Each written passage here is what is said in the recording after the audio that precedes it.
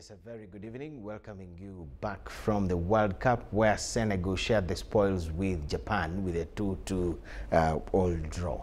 My name is Michael Jordan Lukoma with Elizabeth Nakakoni, who will be on your screen in just a few seconds. Let's have a look at the headlines and the news in detail a bit later.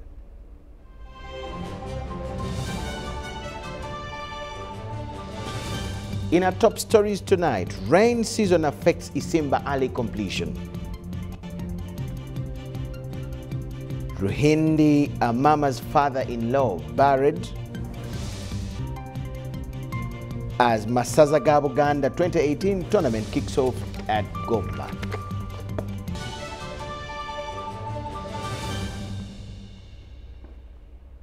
A warm welcome once again to News Tonight. In a first story, President Yoweri Kaguta Museveni has reassured the people of Teso sub-region in eastern Uganda that the compensation program for the lost cattle during insecurity in the area will be revived once everything is put in place. The president made the remarks at the Thanksgiving ceremony of Cosmas Elotu, the Member of Parliament for Dakabela County, that was held at Tubur Senior Secondary School in Tubur Sub-County, Soroti District.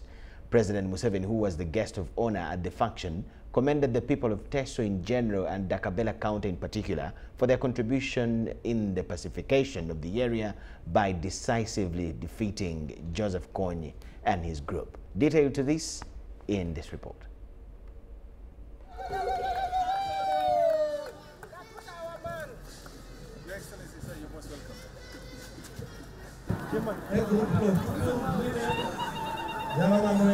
President Museveni, who was the guest of honor at the function, commended the people of Teso in general and Dakabela County in particular for their contribution in the pacification of the area by decisively defeating Kony and his group.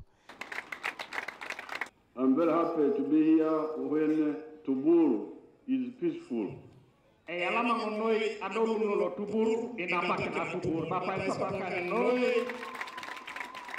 We were able to bring peace to the area. But you played a very big role, you people.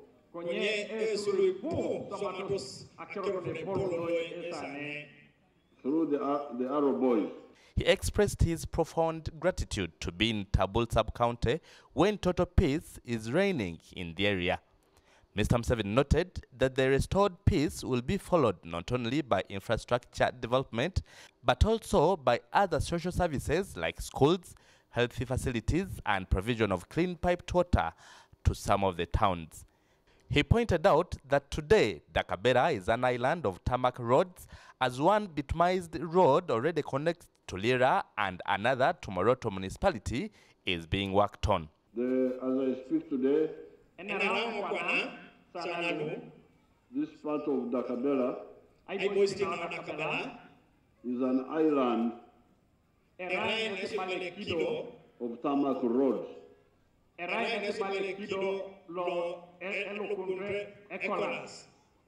The road going to Lira, the road going to Moroto.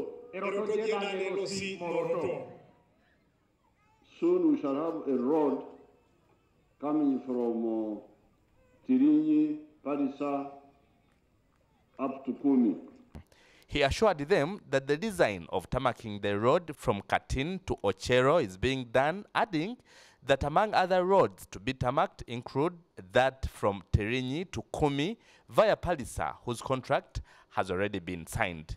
He disclosed that other roads under design include that from Kumi to Kagwara through Ngora and Serere.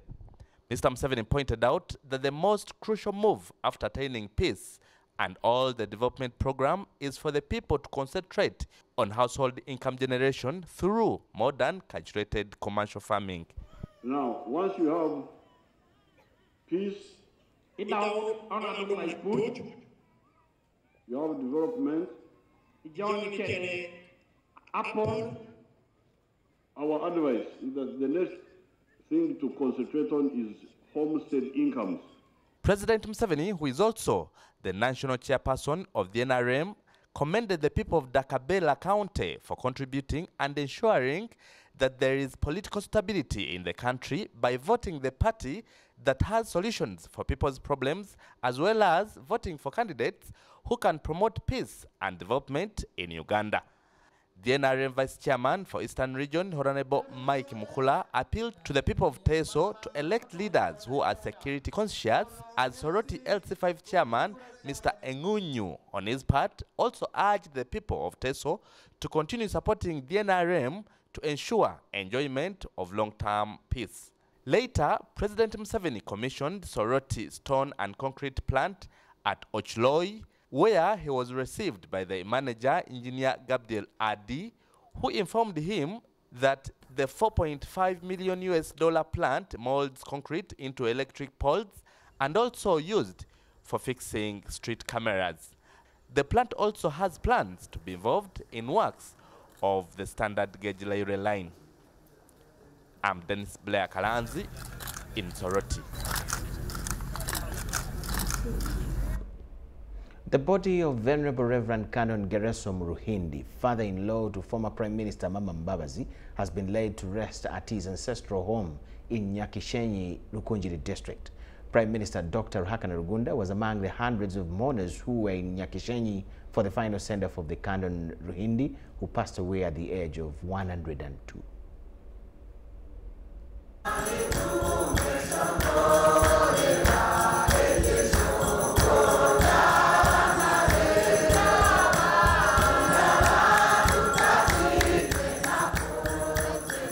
The service to celebrate the life of Reverend Canon Geresom Ruhindi at Nyakisoroza Church of Uganda was led by the retired Bishop of Kigezi Diocese, George Katwesije.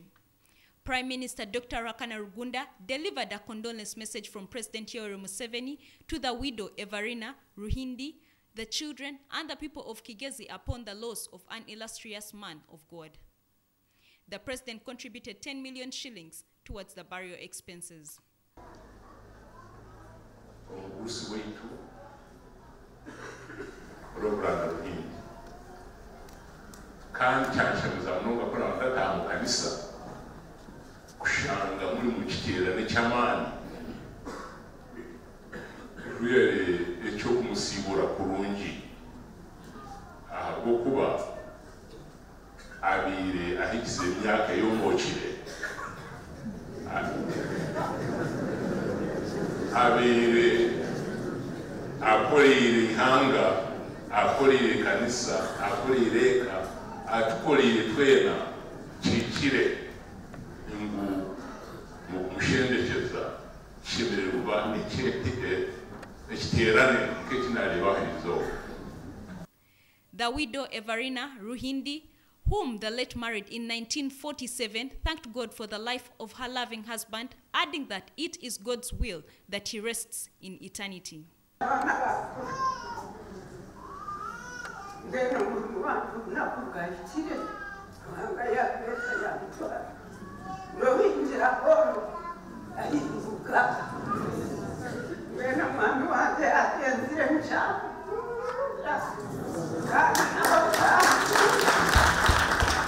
Former Prime Minister Amama Mbabazi said his father-in-law left a good legacy, adding that the idea is not to live forever, but to create something that will last forever.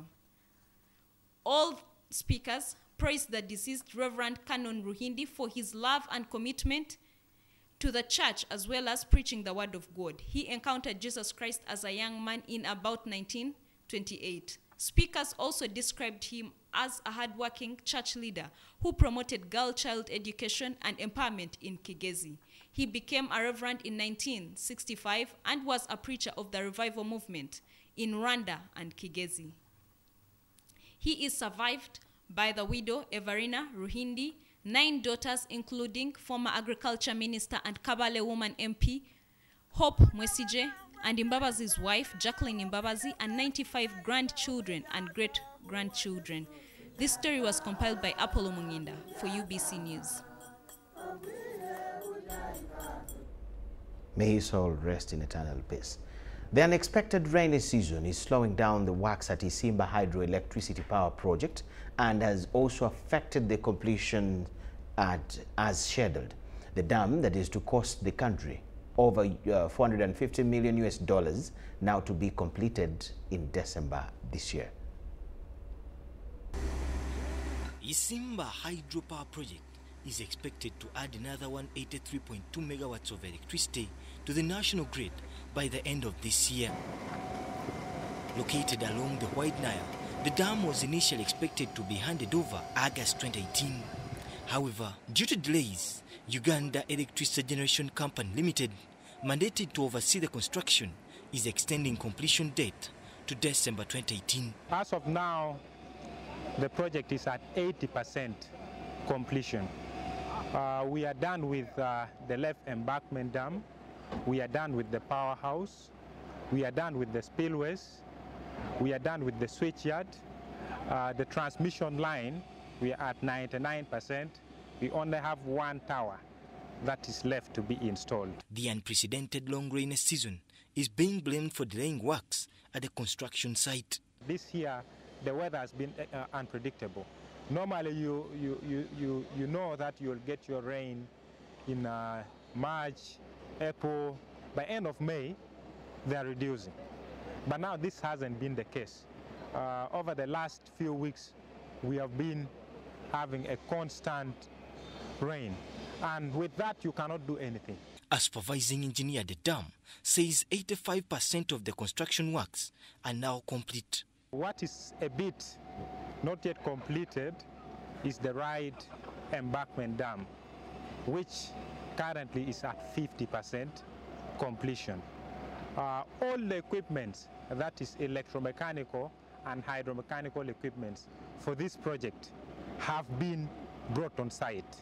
So they are in the country. Right now they're installing it. Unit 1 and Unit 2 are at 95% completion. One turbine is fully installed with 3 more nearing completion. UEGCL says that by December 2018, a local team will also be ready to take over operation and maintenance of the multi-billion project. As I speak now, just at the beginning of this week, a team of over 22 of our staff returned from a 40-day training on a similar dam like this one here in China. But before that, we've had other excursions of trainings in France, in Norway, in the United States of America, in as various operational modes as there can be. Just as you can see in the background, the Isimba hydropower project is almost complete. UEGCL confirms it is 80% complete. By end of year, UEGCL promises that 180 megawatts coming off this project will be added to the national grid. David Matovo in Isimba Dam, Kayunga District.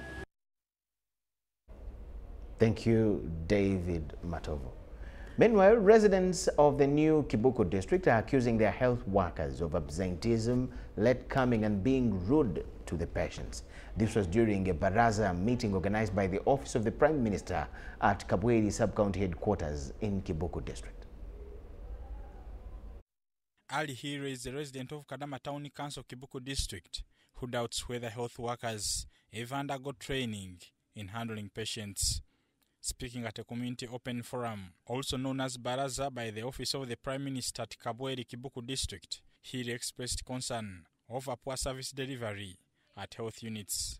He said that most times patients are harassed at health facilities. We waited up to 10.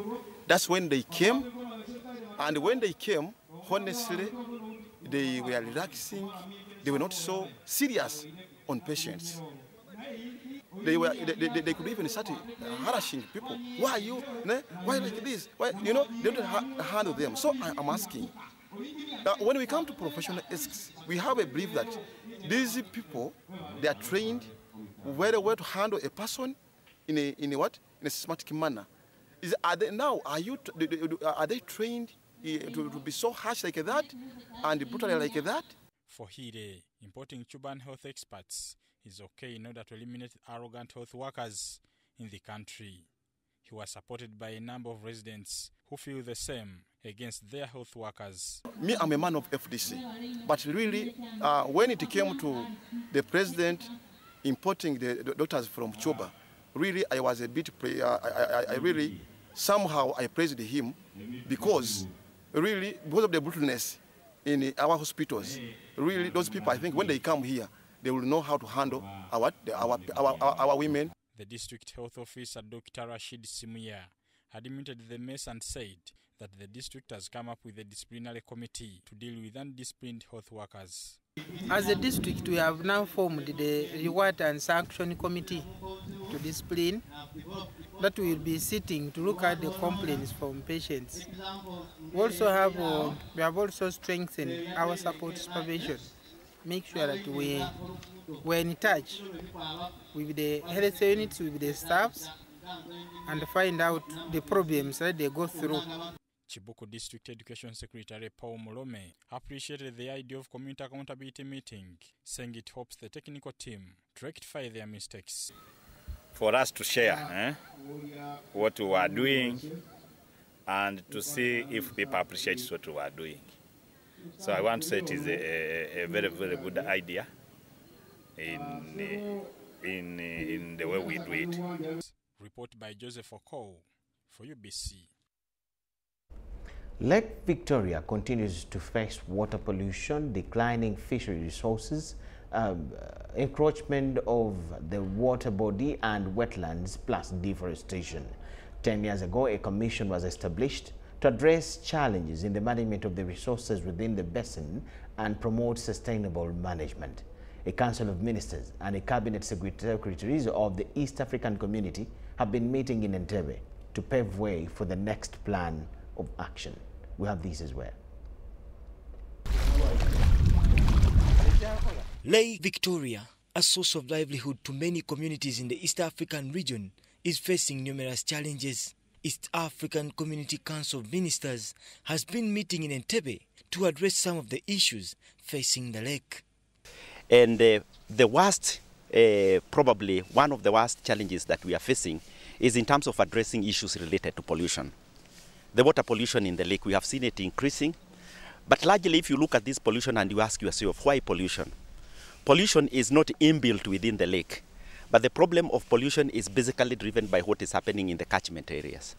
The partner states of the East African Community and development partners have in the last 10 years set up legal frameworks, mobilized over $500 million to support initiatives geared towards ensuring a healthy Lake Victoria basin. The 37th meeting of the Council of Ministers in Arusha, which was held a few months ago, the Council did approve an allocation of $1.35 million from the partner states, not from a development partner, but from the partner states, that will help the Commission to have its headquarters constructed in Kisumu. State Minister for Environment Dr. Maria Goretti Gitutu says the initiative is geared at protecting the transboundary resource shared by the 5 sister states.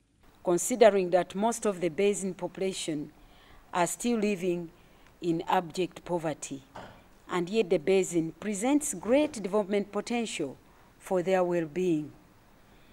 In addition, environmental degradation in the basin is still high, in spite of all the numerous interventions. Addressing sanitation and security on Lake Victoria is top on the agenda of the Lake Victoria Basin Commission. The biodiversity that we share, honestly, is a shared resource that benefits all of us. So unless we start labeling the fish in the lake, we may not really know that this fish belongs to Rwanda or Burundi or Uganda. Managed Victoria Basin will help us to grow our economies. Victoria Basin managed well will actually reduce the cost of transport, which is the reduction of the cost of doing business. The 19th Sectoral Council of Ministers and Cabinet Secretaries later signed a review report of the Coordination Committee towards implementing the set agenda of the Lake Victoria Basin Commission's plan of action. Douglas Setumba compiled the report. The RDC Amuria district, Alex Achila, has said his district has been hit by incessant floods. Achila says that the floods are a result of environmental degradation in the area. He adds that water runoffs from all around Karamoja discharge their water into Amuria wetlands, causing the floods.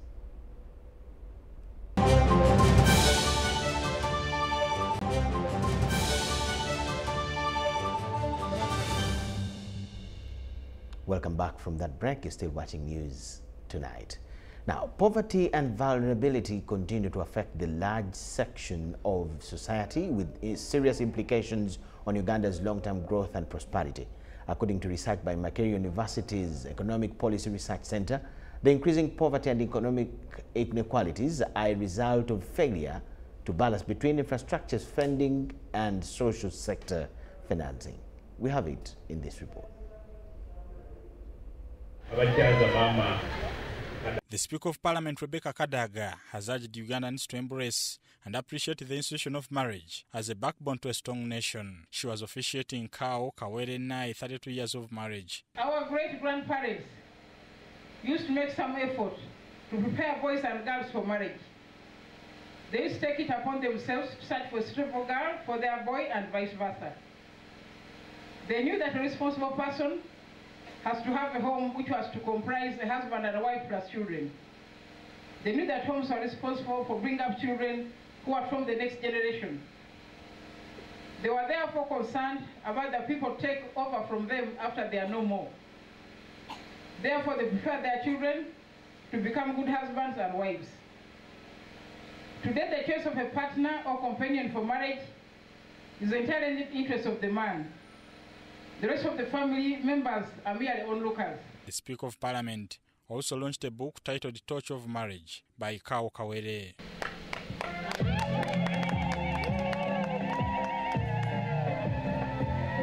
we marry, we should look at 3 P's and 1 F. You marry at pleasure, no one talks to. That marriage at some level becomes painful.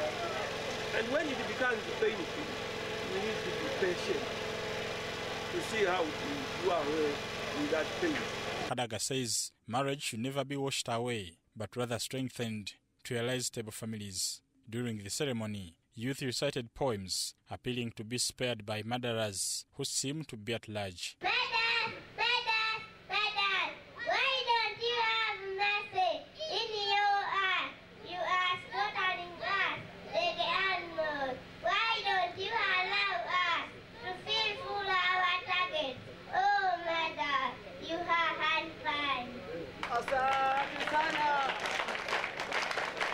This event was attended by many dignitaries. Among them was the Wakoli Chiefdom Chief, district chairpersons from Namaying and Bujiri, religious leaders, among others.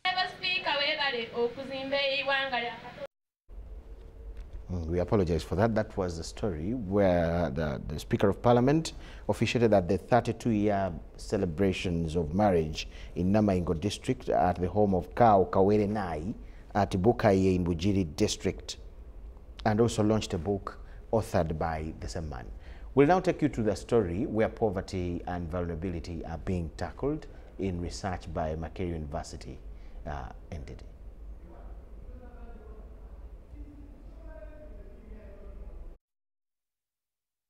Economic Policy Research Center's Executive Director Dr. Sarah Sewanyana has appealed for more investment among the poor and vulnerable for better livelihoods.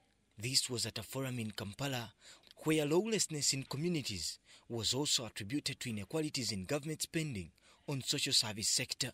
We have a lot of inequality which is growing every now and then. Even in Uganda, inequality is growing. Those who have are really moving faster, and those who do not have remained behind. And we have also to remember that as Uganda and as a continent, African continent, we've signed to the Sustainable Development Goals that nobody should be left behind.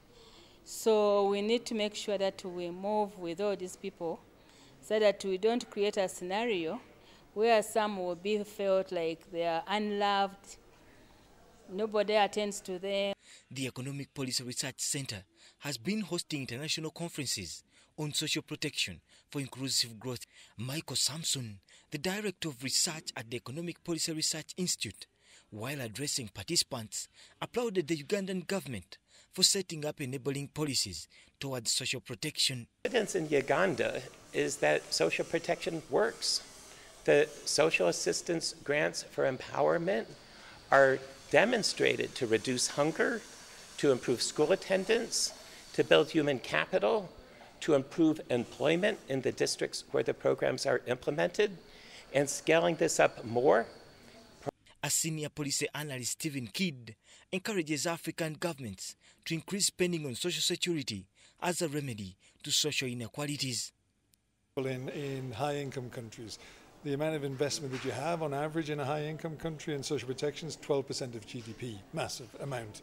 And that is absolutely key in reducing inequality in these countries, because what you're trying to do is redistribute. You redistribute them from the wealthy through taxation, and then giving that to the majority of the population in terms of social protection and regular transfers to older people, to children, people with disabilities. Douglas Setumba compiled this report. The Sugar Corporation of Uganda has heeded to directives by the National Environment Management Authority to improve waste management systems at the Lugazi-based factory.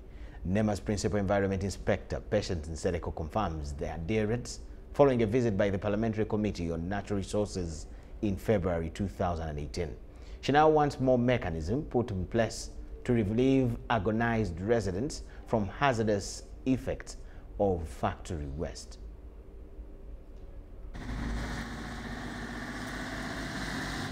As expected at a sugar factory,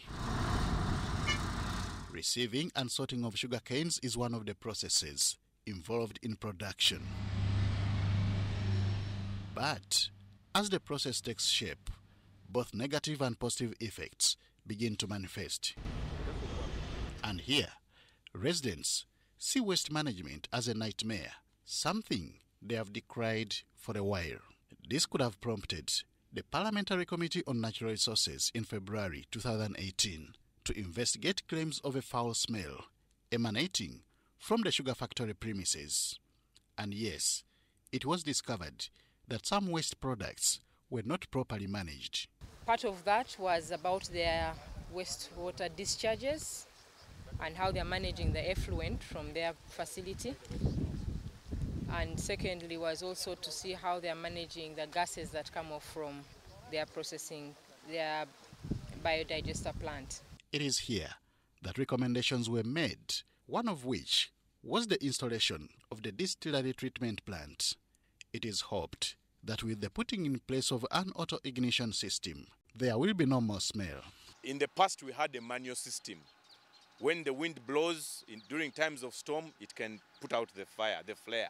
But now this auto-ignition system will light. It just detects the gas, and it lights. So in case of excess gas, it will light it, and it will work very well. And with that, we believe we shall not no more having any air pollution as it was in the past. Waste management is followed up to the final stage, where the acidity of water is neutralized through removal of oils and screening for suspended particles. By the time water is discharged from this lagoon, it is deemed ready for human consumption, precisely meeting the national standards. Now the bacteria, which is acting on the organic matter, it eats up that organic matter, all right? And whatever was contaminating the water is removed, okay? And eventually what goes out is just like river water, if not better. But where are the residues kept? Are they disposed of or used for something else? As we put these questions to the corporation's General Manager, Health, Environment and Safety, it was discovered that waste is turned into fertilizer. We have done its analysis from NARO, National Agriculture Research Organization. It's a good fertilizer. And eventually the fertilizer is used in our sugarcane fields. This is the only way we can prevent putting this distillery effluent into it going into the environment. This progress has been a result of intervention by National Environment Management Authority, NEMA. To their satisfaction, the factory has complied with most of the directives, some of which the corporation's Chief Executive Officer, Anil Shah, explains. Last time when the MP visited and we got an improvement note from NEMA, after that, taking that points positively, we had implemented the points, which was starting from the effluent treatment plant of the from the distillery So the biodigester had some leakages. We covered that, and as per the suggestions and the improvement note, we covered all the open drain lines. And after that, we put around 3 kilometers of impervious pipelines from the distillery discharge point up to the biodigester. They've also dredged the river and removed any sediment that had been obscuring the movement of the water in the river. So now we have a cleaner river and generally better practices in the industry, in the factory. They've also indicated to us that it has been beneficial for them as a facility because now they're able to know to regulate the quantity of effluent they generate. Previously they had extra water getting into their effluent from rain and from seepage in the soil, but now they indicate that at least they have manageable quantities, and we expect improvements over time. The smell from the factory waste may have reduced, but for the residents who prefer anonymity, it still needs to reduce to zero level. So, the extent to which the factory can apply necessary tools to weed out this challenge remains a hope, perhaps for all, to bank on. Henry Okurut, UBC. Minister for Kampala, Betty Olive Namisango Kamya, has advised the youth to emulate the legacy of the late Mackay Alexander for the holistic education he started in Uganda. She was speaking during celebrations to mark 50 years anniversary of Mackay Memorial College in Natete. Students of Mackay Memorial College in Natete have celebrated their jubilee anniversary in style. They exhibited innovations in science, technology, and entrepreneurship skills. The celebration was also in remembrance of the late Mackay Alexander, who established the school in late 1890s. Alexander Modoch Mackay was a missionary, a teacher, and an engineer who contributed tremendously to Christianity and education in Uganda. Indeed, Mackay was specially selected and provided by God to this community and Uganda as a whole. Without Mackay, the environment would be different. Mackay, a Scottish, introduced vocational training, taught practical skills, and laid the foundation of education in the Church of Uganda. The Minister for Kampala, Oliver Namisango Kamya, was impressed by the activities the late Mackay Alexander initiated in Uganda, especially the area of education. I would like to commend Mackay to all the youth of Uganda to make him your role model. Be multi-skilled and use your skills and spread them to spread the word of God.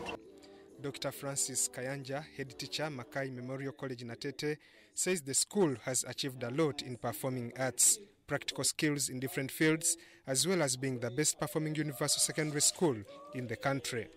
Achievements: rising enrollment, infrastructure growth, improved academic performance, wider holistic curriculum, charity support to needy students. A renowned educationalist, Rose Zizinga, advised the youth to develop a culture of planning and invest their plans based on Christian doctrines. She advised parents to spearhead the feeding program of their children in universal schools. Commit whatever you do to the Lord and your plans will succeed if you want to be a winner. The retired Bishop of Namirembe Diocese, the Right Reverend Balaga de Sekade, applauded Ministry of Education and Sports for the continued support to Mackay Memorial College. Ministry y'ikiriza yesobodde okuyimirizaawo essomero lino mu ngeri yaalyo mu mbeera yonna. The celebrations to mark 50 years of existence was characterized by Christian hymns, traditional dance, and fundraising for the completion of the resource center. Robert. 32 men have been enrolled into Fathers Union membership of All Saints Cathedral, Nakasero. This was as the church marked St. Peter's Day during a service shepherded by Lango Diocese Bishop, the Right Reverend Dr. Alfred Olua.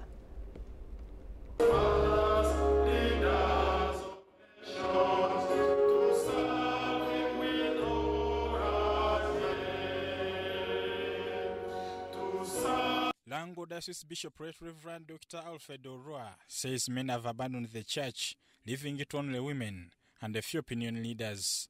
This was during a sermon he delivered at All Saints as the cathedral marked Father's Day. And that makes work very difficult because they are the opinion leaders. But as opinion leaders, it would be wonderful if they embrace Jesus and if they have the Holy Spirit. They will discuss the community issues, they will pray for the community, they will become the politicians who are filled with the Holy Spirit, and so can decide things using the eyes of God. Orua says there is need to be spiritually equipped to avoid false prophets. This country, if we want to be more blessed, if we want to do the will of God, we first need to embrace Jesus, and we need to ask the Holy Spirit to come in our lives. Then we can be able to release it. It is only when we will be able to build Uganda. It's only when we can be able to build our country, build our lives, build our families, build our workplace. Without that, it is difficult. You need to be equipped with the Holy Spirit. Fathers Union President All Saints Cathedral Hannington Nankunda said fathers need to reposition themselves into their responsibilities as heads of their families. 2017-2018 has been a year of family, and as the question has been put before me, that men have moved away from their responsibilities as head of the families. And it is now our median call, all men, to come and make this work. Yesterday it was we celebrated Men's Day, Father's Day, and among the charges that we made was to be responsible to our families, to our communities, to bless our children, because it is our duty. And as the preacher put it, once the father has put a hand on the children, on the family, they will be blessed. I call upon men, wherever you are, this is our duty. We are priests in our families. We are priests in our church. We need to take our center position because the time is now. 32 men were enrolled by the Provost Reverend Canon Michael Mukwana as Fathers Union members of All Saints Cathedral Nakasero. The occasion was graced by the Assistant Bishop of Kampala Diocese, the Right Reverend Dr. Hannington Mutebi, and other clergy members. And the Bishop of Namirembe Diocese, the Right Reverend Wilberforce Chitioluwalira, has advised Christians to stay firm and trustworthy in Christ. He said this while confirming 124 Christians at St. Luke's Church in Chibuye.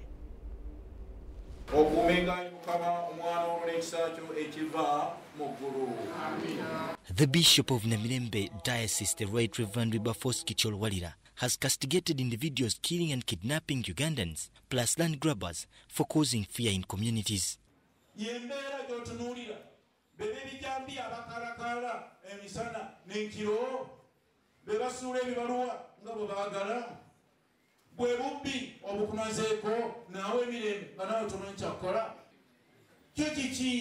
Genda obere anasa mu bantu abalala essuubi nga buli mbeera gy'oyogerako buli muntu yenna amenyese aweddemu atidde asobeddwa akitadde ali mu kwoza tekyesonyiwe jayolo. Tuwalira says kidnapping is disgusting, especially those that kidnap themselves with the aim of getting money. Nkwegayiridde togiraki tojulukuka obanga gwe wekka kw'okyasigadde ng'okyayogera eby'amazima katugumire ku ggwe obanga gwe wekka kw'okyasigaddewo nga gw'osalawo eby'amazima katugumire ku ggwe togiraki toddirira kubanga tunanzuula obubonero kubanga ekyo kyennyini Katonda ayinza okuba nga akuyitaga Pawulo mu kiseera ekifaanana bwe kiti ng'abantu bonna ogamba bano tebakyayogera mazima bano tebakyalina bwesimbu bano tebakyalina bwe bati gwe sigala ng'oli ki ng'oli w'amazima. He confirmed over 124 candidates at St. Luke Church Chibuye from different churches and a Mengo at Deaconry.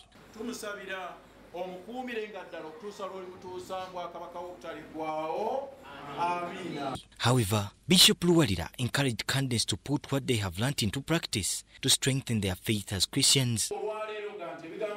sibyogedde bwogezi naye ebigambo bino byennyini nyweza nti olwaleero luno ziguddewo omutima gwange Yesu andokole era okuva kaakano sijja kumukwatirwa nsonyi bw'oba ŋŋamba nti gwe Yesu omumanyi era omwatulanga omulokozi wo nga ŋŋamba nti ye ekyo kyennyini kyenjatula.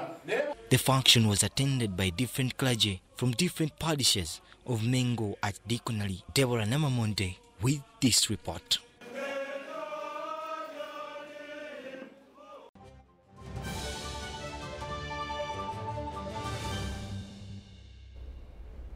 Yes, that ends our first edition of news tonight. Thank you so much for watching. We'll have more at 10 p.m. where we'll have business, international and sports news all together in one bulletin. Please keep around to watch. Michael Jordan Lokumwa is the name. With Elizabeth Nakakoni, we'll get back to you at 10. Enjoy our next program.